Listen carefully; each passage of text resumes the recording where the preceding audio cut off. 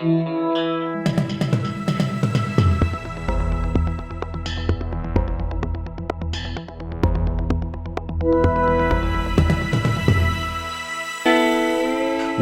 back to the Batuta Advocates famous podcast, Batuta Talks. You're joined by myself, Clancy Overall. I'm here with Wendell Hussey, the eternal cadet of the Batuta Advocate. And today's guest is someone we've really wanted to talk to for a while. I guess you'd call today's guest a pioneer of Australian music, both live, recorded, whatever else. Every medium of Australian music, he has had some sort of hand in it. Fingerprints all over it. We do loosely throw around the term royalty, I think, Clancy, on the show, and we've had a lot of music royalty in. But today we are truly talking to royalty, someone who's made it possible for people to see all of these musicians, brought out the biggest names, brought up the biggest names. We're talking about Mr. Chugg. Hi, boys, Clancy, Wendell. How are we? We're good, mate. Thank you. Obviously, you're someone who's behind the scenes a lot in your career, so you're probably not used to being gassed up like that in the way people usually talk about musicians. But hey, credit where credit's due. Michael Chugg, thank you for joining us. No worries.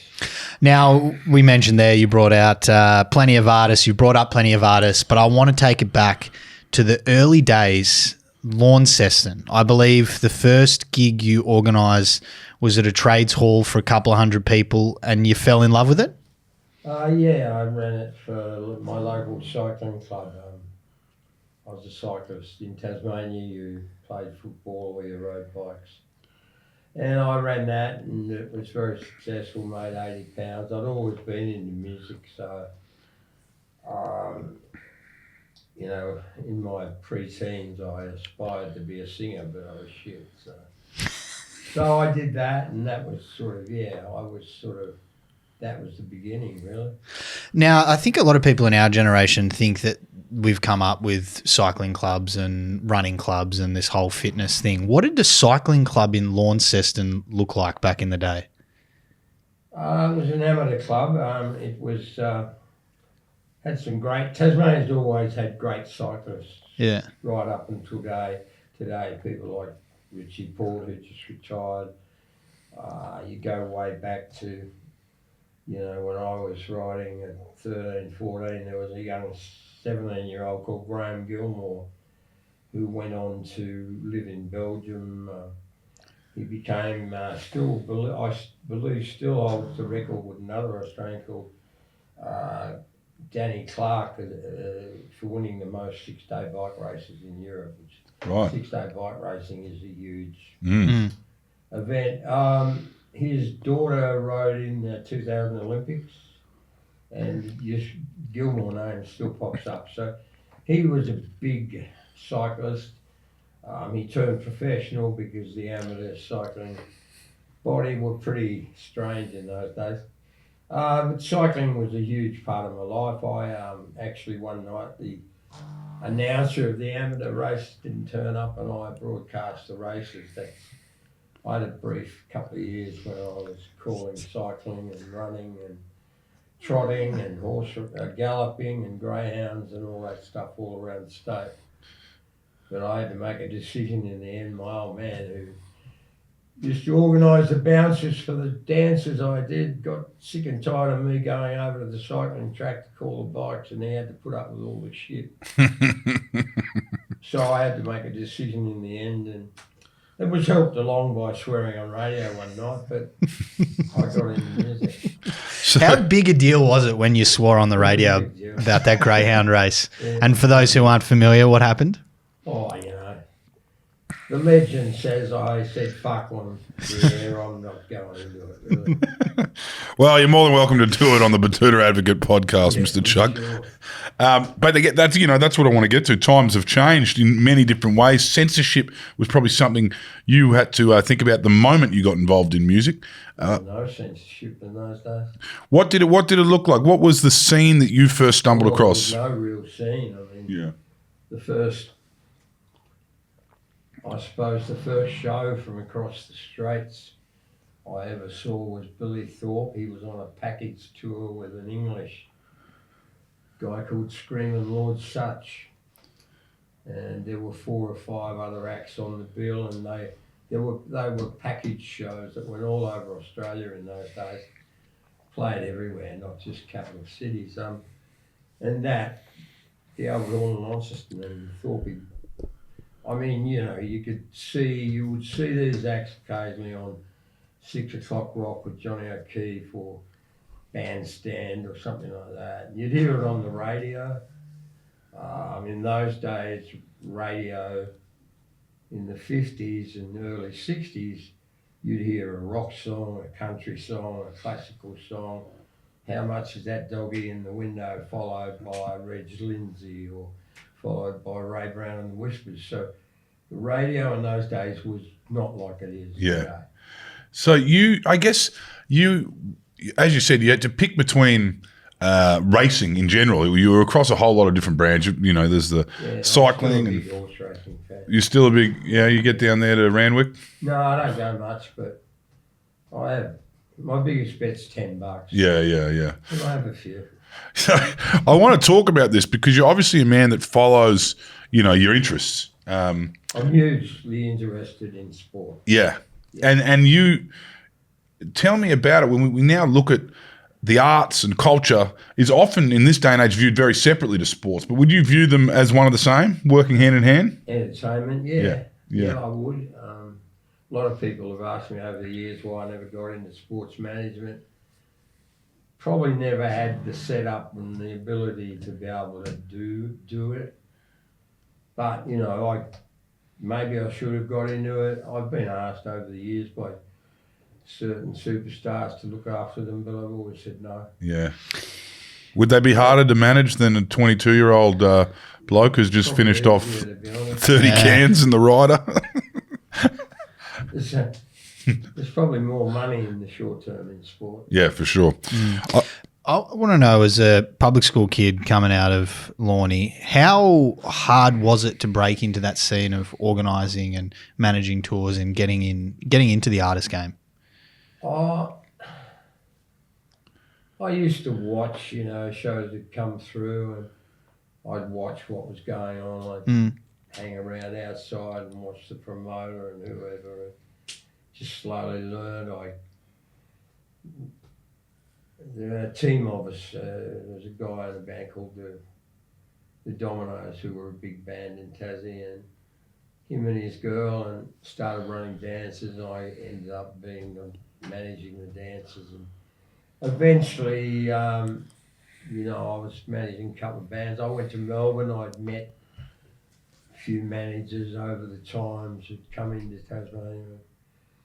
I had an appointment of a big office called AMBO, which was a managers consortium that had set up this office in Melbourne. They managed most of the huge acts in the very early late 60s, Loved Ones, the Twilights, the Groove, all those big Aussie bands. And one meeting I went into, I met this young Jewish kid called Michael Gudinski, and he was doing after school work with a Melbourne promoter called Bill Joseph, who was running a lot of the big suburban. In those days in Melbourne, there was 100 gigs. Yeah. And, you could, like the clubs in the city, like the Thumping Charm and Prince Albert, Birdies, it was called, Sebastian's, the Catcher. They would run 4 or 5 nights a week, and then, you had all the suburban dancers all over Melbourne, Preston, Camberwell, Dandenong, Frankston, Glen Morris, Glen Huntly, everywhere. So there was a lot going on, and Gudinski was just a kid, really. Yeah, it sounds like he was young, like after school. About 15 when we first met. I was 19 or something. Yeah. And he started running dances, and I was working on the dances with him. He used to, being a young Jewish kid, he had a lot to do with the Eastern Kilda, Balaclava area. Yeah, right. Yeah. And he started running dances, and it's very funny because you go way back. And he used to call it in broken down, uninhabited mansions. Yeah, right. He'd call them Mushroom House, and he was booking bands like The Chain, and the music was starting to change at this point in time. Yeah. So you had The Chain, you had a lot of bands like Bulldog, and a lot of different acts were coming through. Billy Thorpe had moved to Melbourne and grown his hair and started playing too fucking loud. And so he'd run those, he'd get huge crowds, get away with it for a few weeks, and then the coppers would shut it down, and we'd move somewhere else. So I want to talk about this world is your oyster kind of place you would have been. You're working in different jobs, odd jobs in Melbourne. You've got these interesting new friends, like, as you said, a young Gudinski, and it's funny you mentioned Balaclava there too, because we previously interviewed Glenn Wheatley, and he was saying when he was touring with the Masters and Apprentices, they'd be staying in boarding houses down in Balaclava, and they'd have to actually, like, they were so broke they'd have to eat the bakery that came out early from the old Jewish bakers down there in Balaclava. Yeah, a lot of them actually. I lived in an apartment building right in the middle of Balaclava, not far from the train station. And some of the Masters were living there. Bon Scott, some of the Valentines were living there. A lot of roadies were living there. They were all in this one. It was pretty interesting times. So you kind of built this career where you can bring any number of artists into Australia, whatever the size, whether they're someone who's about to break, whether there's someone who's well and truly world famous. But did it feel the same back then when you're a young bloke kicking around and you're getting into gigs and you're realising there's definitely way more people in Australia now, but you're just discovering these people from every city and different kind of bands that you can work with. Did you think there was something untapped in Australian music at that point? Australian music, my first two big shows I ever saw were Billy Thorpe and Max Merritt. Yeah. And, when I first moved to Melbourne, I'd go down every Sunday afternoon, I'd go and hang around the back of Melbourne Festival Hall. The Truth newspaper used to run big gigs there every Sunday with the Masters, Apprentices and the Twilights and all those bands. And obviously you had the Hoadley's Battle of the Bands, which, I'd had a couple of my bands from Tasmania compete in. So, I just hung around and saw what was going on. But Australian music was always, really always, very special. Yeah. The Beatles, and I got into it because, in the end, really got into it because of the Beatles, really. It was magic what was going on. But I realised that, a couple of years in, that what was happening in Liverpool and England was similar to what was going on here. You had a lot of English young migrants like Thorpe. That's what I was wondering, the 10-pound poms kind of... So they were all wearing the same clothes. Yep. It was all very much, what was going on here was going on there. I'd sit on the news agency steps in Launceston every last Friday every month, and I'd get new music, NME, Rave magazine, which was a incredible English colour glossy. I'd wait and get them 2 months old every last Friday of every month. So I knew what was going on. I remember sitting on the steps of an apartment building where some friends of mine lived in Newstead, waiting for the person we'd sent to Alan's Music to come back with Sgt. Pepper. Yeah. It was a big thing, and so that was a big part of it. But Australian music was where it began for me. Yeah. And I used to, when I was first running the dances for that couple of years, I would save up all my money and fly to Melbourne, and I'd go and see, the Who on one night and Rolling Stones the next night. So when there was a big weekend of internationals, I would go to Melbourne. And, I met a lot of young mods and spent a few nights running up little lanes in Melbourne to get away from the fucking skinheads and sharpies who wanted to beat the shit. Yeah, I was wondering about that. You saw So I went through all that. But it was all about Australian music. But so I was, I'd started managing bands. What happened was Consolidated Rock got really, really big. Sydney was fucked. The people who'd been running the scene in Sydney had screwed it up. There was very little going on. To take a Melbourne band to Sydney, there was whiskey and checkers in the city, and there were a couple, the odd high school show at Ramwick or a couple of surf clubs, Whale Beach, places like that. But it was hard to do anything in Sydney. So when Consolidated Rock was really firing, I moved to Sydney to run the Sydney office. I was managing the Ladidas, who were, arguably second biggest band in the country for quite a while. At one stage to Daddy Cool, the next time to Billy Thorpe. Yep. And, I ran that. Browning got the shits with, they used to run some big dance in Melbourne Town Hall. And we decided to do one at the Sydney Town Hall, and we had Billy Thorpe, and we had Spectrum, a couple of big, Jefferson John, Freshwater, Lobby Lloyd, Thorpe, of course, and Ladidas. We did this show at Sydney Town Hall, which was really hard to put on because the guys, the security at Sydney Town Hall didn't want to know about it at all. Yeah. So it was a tough day, and a lot of Thorpe brought up this ridiculous blow-up sculpture which we'd used at Melbourne Town Hall and spent the whole night trying to keep the equipment on the stage because this sculpture just had a mind of its own.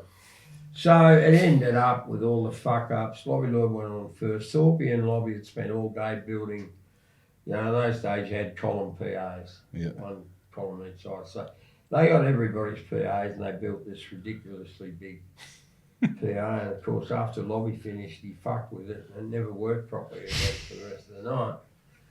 Lobby was a good bloke, but he could be devious. Anyway, Thorpe ends up going on to 10 minutes before the end. The Nazi security guy who'd been threatening me all day turned the lights on exactly on curfew. The crowd went berserk, started throwing chairs. It wasn't a nice night. Thorpe's nemesis, Johnny O'Keefe, had turned up in his white suit and sat right upstairs, right above the stage. It was a fucking disaster. Anyway, on the Wednesday, in those days, Go Set magazine was a huge magazine. Probably 100,000, 200,000 kids read it every week.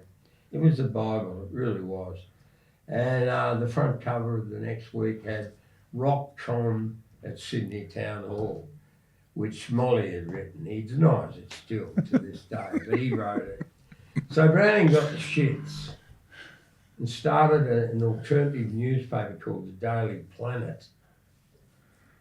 And it was run by a couple of guys who'd run festivals, a couple of dope smoking tour managers for some of our bigger bands, and it was quite interesting, but it wasn't something that was going to damage Go Set. And it sent Consolidated Rock broke. Yep. And we had a band in the agency in Sydney called Company Kane, Gulliver Smith. They were quite a big band for a long time. And this young roadie, Roger Davies, and I started a new agency called Sunrise. What, do you remember being the best periods for live music and events in Sydney? It seems like Melbourne's just always had it and always got it. Melbourne, you still can call it the capital of music. They're kind of in their dark ages now, aren't they? After the Melbourne, at moments, but it's still pretty strong. Yeah. Why is it so much better? Why in your mind is Melbourne just get around and love music compared to Sydney? All the bands used to move there. You couldn't make it in Australia unless you moved there. I mean, that's changed now. Obviously, you can make it. Yeah, you can be in Byron if you want. Make it from wherever you want. Yeah. But in those days, you know, all at Twilights, all those people, they were Adelaide bands, or there was Thorpe moved to Melbourne. It was what you did. Yeah. Sydney's had a good, strong scene, and you know, it's always been a battle here with the poker machines. They don't have those in Victoria. No. Yeah. So you know, there was always. I think the best period for us, for Australian music in Sydney, was probably in the 70s. In the 70s. It's funny to think that, because you've got Victoria. I mean, I think coming from Tasmania, you were perfectly suited to jump on this Australian scene, because you weren't from any of these cities where people kind of would war a little bit, or because 70s in Queensland, they would have thought that this was Satan's work. Well, you know, I remember we'd go there with the la-di-das in the early 70s, and the coppers would be waiting at the border to toss your transit van up and down to see what was in it. Yeah. When did Sydney start opening up? Do you think, was that the pub rock era spread to Sydney, or? Well, yeah, it was. I mean, that's what happened. Pub rock spread. I mean, in the early 70s, you know, you'd bring Thorpe up and we'd play checkers and whiskey and, you know, as I said, maybe the old high school gig and a surf club or two, Parramatta maybe. It was a tough thing, but slowly it started to spread. And then, of course, a big impact on Sydney was George Young and Harry Vander, who moved back from England and started recording artists, and you know, and obviously, you know, a lot of music came out of that studio. The Angels, Rose Tattoo, I mean Stevie Wright. Yeah. You know, I was sitting upstairs in Underwood Street, Paddington, in the office. We had, it was about, I don't know. 5 Ways. 72, 73. Yeah, right. Near the London Hotel. Harry walked in and wanted to have a meeting with me, and of course, they were my idols. So, yeah, I met with them, and they said to me, well, we want you to manage Stevie Wright, which I did, and that, you know, Evie, I mean, Yeah. changed the face, but there was I think FM radio too when it came in. Yeah, you know, in Melbourne you had 3XY, you had Trevor Smith and people like that who were just so into Australian music, you know, and they created events like Thorpe 200,000 at the My Music Bowl, you know, the disastrous day in Rosebud where we took 2.5 hours to drive from Melbourne to Frankston because of how many kids were trying to get to the gig. Yeah, but that's what was going on. You had these radio stations that were just so into the music. And when Muir started FM in Sydney, he started running big gigs at the showgrounds. 2SM had been doing it, but the FM thing really changed things. And then Aaron George are back here, they're making hit records with Stevie. Then, boom, the Angels come, and Rose Tattoo. You got these young guys called Harry and Danny Della, and a guy called Mark Krastowski, who's still in the business. He runs Monday, and a couple of those gigs these days. He books all those. But they were running gigs at the Family Hotel, the Coleman Cutter in Blacktown. They were running suburban Manly Vale Hotel. You had the Narrabeen Hotel. You had there were gigs everywhere. Yeah. And you had these bands, and Midnight Oil, boom, started to come through. You know, who did I have at the time? Kevin Borich Express, who'd come out of the La-di-Das. You know, Richard Clapton was learning how to be a pub rock act. Yeah. I turned him from a very quiet young man into a foul-mouthed rock and roll star. We had him in here not too long ago. Yeah, he'd have a few stories. Well, yeah, he's a man that's very familiar with King's Cross. Yeah. That town hall gig you spoke about there before. Yeah. What do you reckon would be one of the worst nights, or the night when just everything went wrong? That was pretty much. That was up there? That was right up there, yeah. There's been a few over the years, but You get better and better. I mean, I had great, Stevie Wright, I was doing that. We went to England. He had a problem, obviously, with drugs, which I didn't know about for about 18 months. Couldn't work out why he'd go on stage in front of 5,000-6,000 screaming kids and come off to confused looks. Yeah. He was open up. I didn't know. No one knew. I got the blame for mismanaging him, but in the end, Harry and George, a few other people saw him doing what he was doing, and all of a sudden they realised it wasn't me. But I suppose the first really, really big tour I did was ABBA, which was mind-blowing and changed how live shows were. Yeah. They brought out inflatable roofs and Yeah. we had motorised lifts in the stage. And I want to talk to you about bands like ABBA. There's a few that really tap into the Australian conscience, like the Australian psyche. For all they are is a Nordic Central European pop group. For whatever reason, they struck a chord here. they're really fucking good. They're really good, but there's a few like that end up becoming cult heroes to us specifically more than other countries. That was Molly. Yeah, right. Molly did that. I mean, Molly had a very powerful record company. Yeah. And radio. Yeah. That wasn't fucked up yet. Yeah. But getting there. Yeah. So that was, but they were good. Yeah. I mean, they were fucking brilliant, to be honest. They were an amazing act.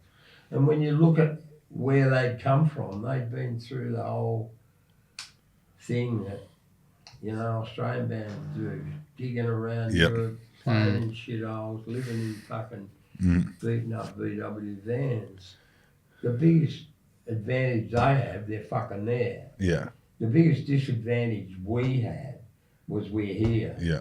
And it was so, by the time the Aussie acts were good enough to go and do it, they were fucked. Yeah. They were tired, they were married, all sorts of reasons why they weren't going to make it. Yeah. They'd played every town, they'd played every gig here. They were sick of it. Yeah. Well, who was the artist where you walked into the room? And I imagine you've had, in every music biopic, and there's a lot of them coming out now, there's always a scene where, the people that are kind of got their eye on young bands, like you obviously have had for your whole career. When was that moment when you walked in, and which artist was it where you said, these people, these Australian musicians are going to, they're going to go to the world? Well, I saw a lot. I mean, Thorby went close, Max Merritt. Yeah. Went very close in England and, Europe and Little River Band. Little River Band. Wheatley was Glenn was very smart. I mean, we did all their tours here. They were never that big here. Yeah. But they captured, you go to America today, you'll hear a Little River Band song on the radio in any city you fucking want to be in. I mean, look, the first, one night I think it was Bo Morris Town Hall. We would Gudinski. We did Daddy Cool. Yeah. That was fucking unbelievable. Ross Wilson, that band, I fucking worshipped that band. And they went to America, but it was too late. Clancy just mentioned biopics are coming out left, right, and centre. The most recent one. You had a great relationship with the man that's focused on, Bob Dylan. I believe he said this was one of the best tours he'd ever done when he came out to Australia with you the first time. Why was it such a great tour, or what made it special? He was great, Bob Dylan. I've done all his tours. Some have been brilliant, some have been pretty average. I call it Blues Fest, mate. It would have been 2010. I thought it was a pretty good crack. Yeah, that was a good tour.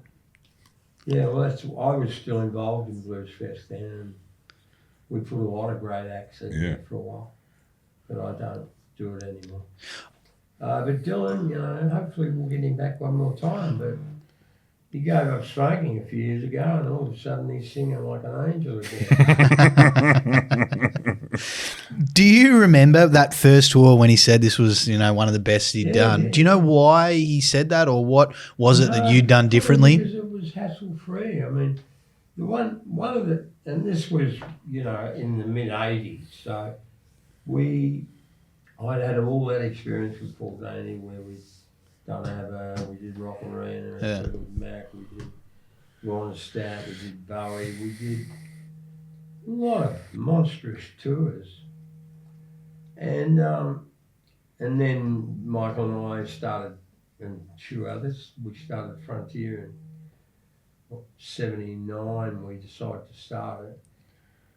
And so by '86, when Bob came, we had it down. One of the things Davey was really, really good at, and still is, and taught me, and I've probably taken it further, is you always look after the acts. You give them what they need, you treat them properly.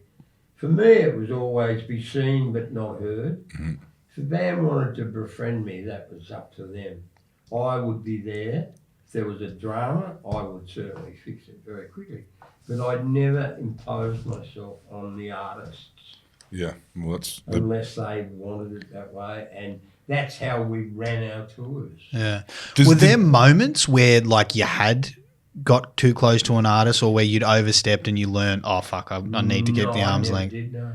Yeah, right. Did that help you keep on the straight and narrow to a degree? You know, I mean, you're saying all these artists you mentioned. I mean, Bob Dylan he introduced dope to the Beatles. You know what I mean? You've got this kind of hard living lifestyle that exists. How did you avoid the? Well, there wasn't much. You didn't see much of that. Yeah. No. Yeah. I mean, I started smoking dope. It took me about 2 years to get stoned. Yeah. And that was well into the early '70s. Yeah. It wasn't a big part, but it obviously. Yeah. Yeah. Became part of it. I mean, you'd have acts. Well, I never did Bob Marley, but I did help get several pounds of grass for him in 48 hours. They smoked a pound a day. Yeah, it wouldn't have lasted long. I walked in on a Santana tour one night, and I walked in on three very famous tenants flasks snorting cocaine in one of the dressing rooms. I'm not going to go into names, because it was in the '70s. You can probably work it out. So it was always around. I mean, Fleetwood Mac, well, it was like the tour manager must be at a hotel with 2 ounces of cocaine. And I'd never fucking heard of cocaine, really. I knew what it was, but I never. Anyway, and then it was like, obviously, it's okay, we bought our own as well. Yeah.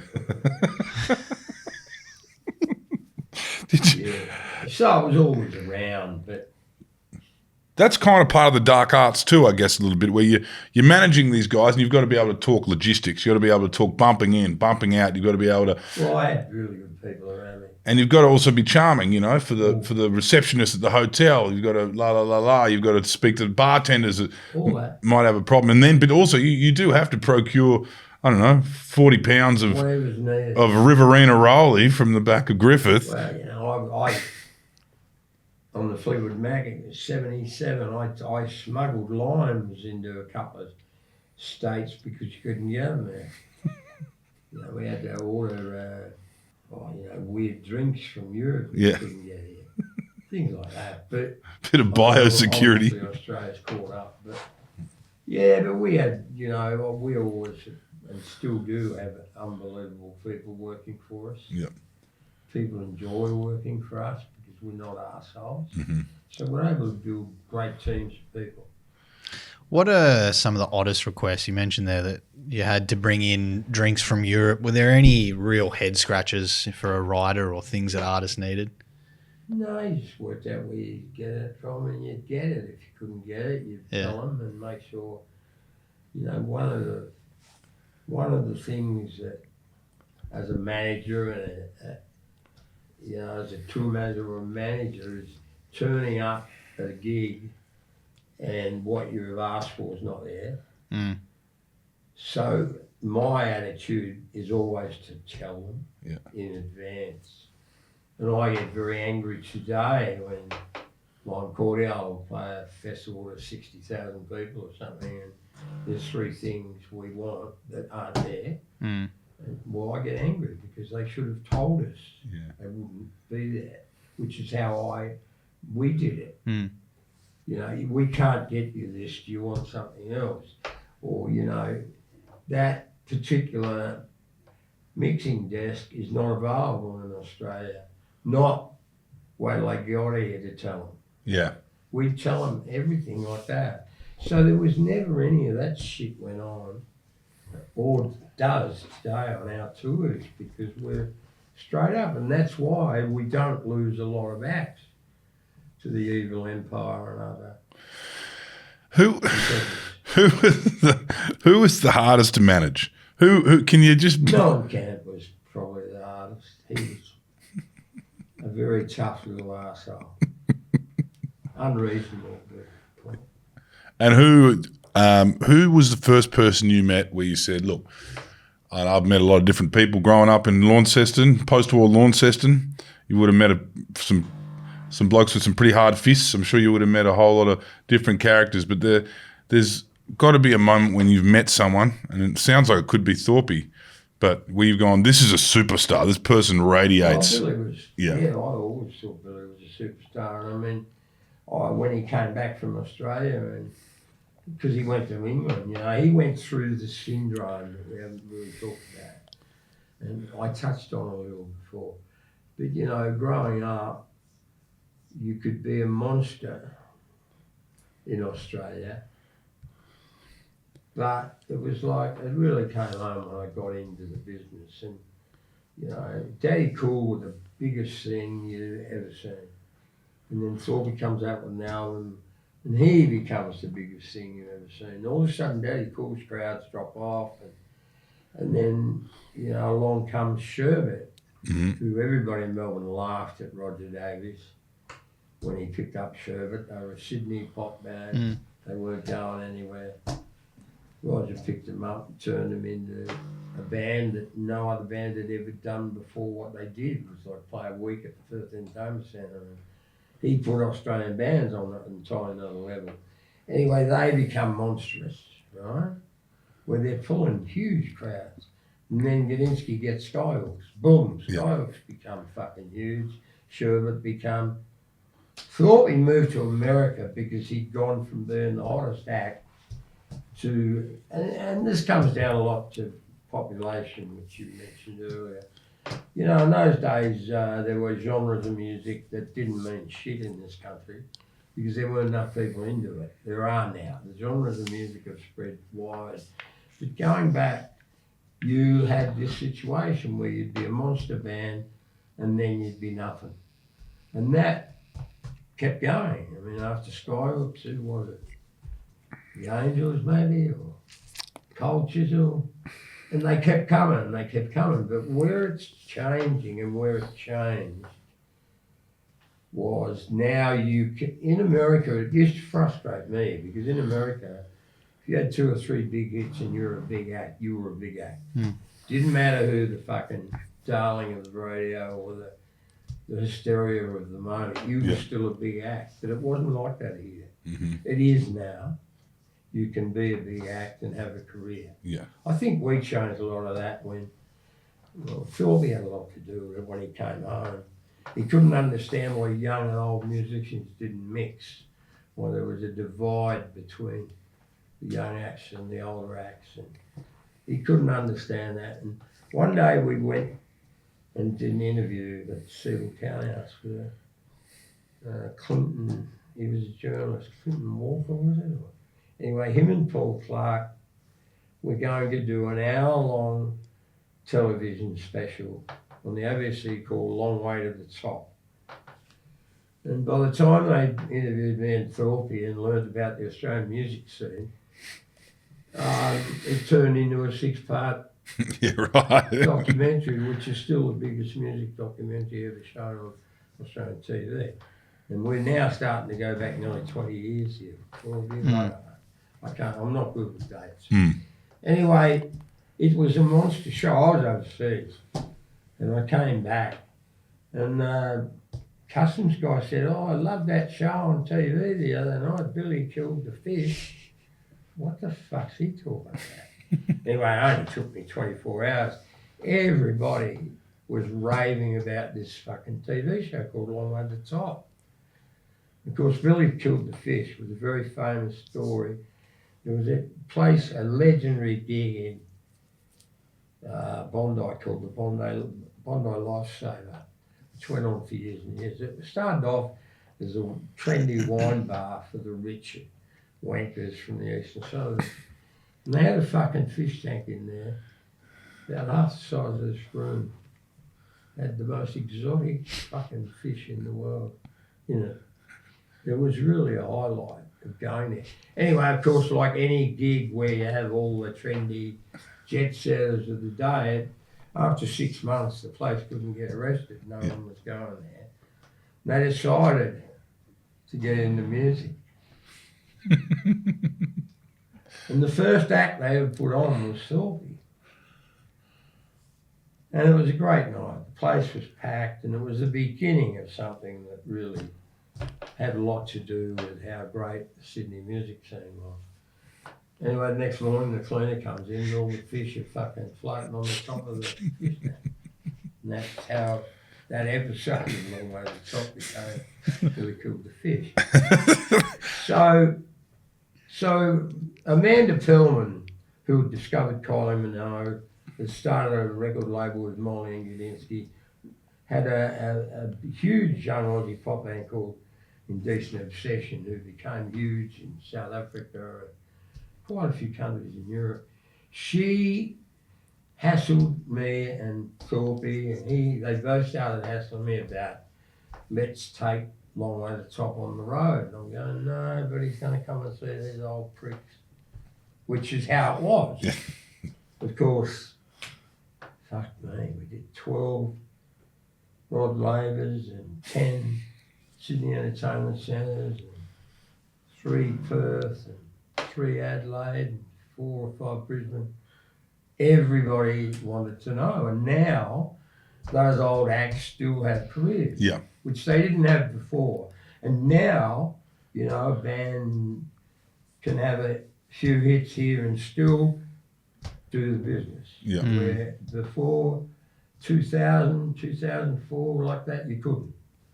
So, you know, I think that Thorpe coming home changed a lot of things in this country, and unfortunately, I mean, the first time he came home, you know, Michael Browning and Sam, who'd been involved with Thorpe when he went overseas, they wanted to go and play clubs and RSLs, and Thorpe didn't want to know, so he came to me. So the first show we ever did when he got back was at the Palace in Melbourne, and it was sold out. And what really got me was, because I walked around the audiences, the amount of dads with the 16, 17-year-old son, 15-year-old son, who'd all been grown up listening to Dad's music. So he changed a lot, and then he died, unfortunately. There's something to be said for the real stayers, you know, and just looking at these chisel tours that have been around the country the last year, you know, 52 dates or whatever that they were doing, and now Jimmy's announced he's going solo again, and you know those blokes are stayers, and many would say that there's a few blokes from that era, as you know we've discussed tonight, that against all the odds of the hard living, have kept at it and they can still tour, you know, as older gentlemen in their 70th decade. There's also the thing where, you know, the flame that burns twice as bright burns half as long. Have there ever been bands that you've seen come along and said these blokes they're one album, they're one world tour, or they're one, you know, where they're just living so hard or not living so hard, or just the energy's unsustainable? No, not really. Yeah. No, most of the bands that have self-imploded after one album have been arseholes. Yeah. Basically. And, you know, time and time again, I've seen acts who've had, you know, monstrous hits and then, you know, treated people like shit. And I think that has been more of a game changer than, you know, obviously there's been acts that have made monstrous one albums and then never repeated it, but, you know, like we have a management up the record label, Chugg Music.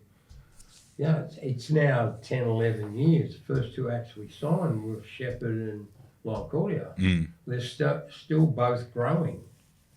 So, you know, Shepherd were, you know, unfortunately had a monstrous song and are still, you know, they've had quite a few big ones since, but that song was one of the top probably 20 all-time Australian songs and was huge in America and they've had to work to that. I mean, they're currently about to start touring America with Andy Grammer. They've got a 25-date tour of Europe, headline tour of Europe in April.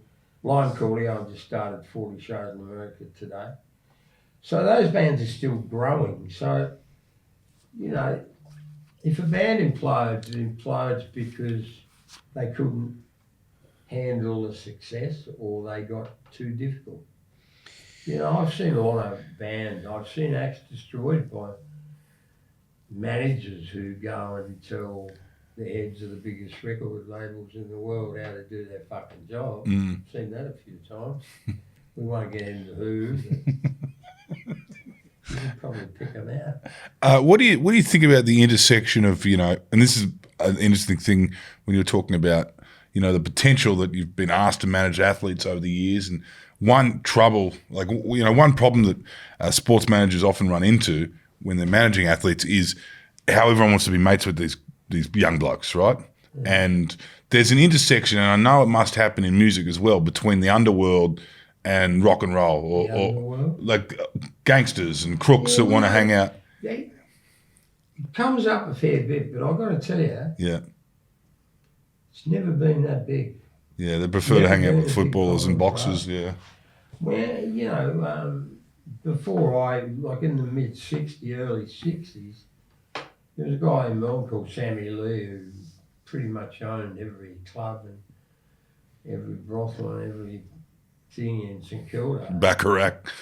Well, he owned it. He originally bought out, he did some tours with Manfred Mann and people like that, but it never lasted. But, you know, and over the years, the odd gangster, you'd see him at, you know, turn up the Bondi Lifesaver in the old days and that, but it's never been a major problem. And that concludes part one of our Batuta Talks interview with Michael Chugg, also known as Chuggy, the icon of Australian music, a man that put a lot of people on the global scene and, of course, you know, cultivated a pumping domestic rock and roll culture in Australia. Some great yarns coming next week too, talking about the future. As you've probably realised throughout the conversation so far, the man's not going anywhere.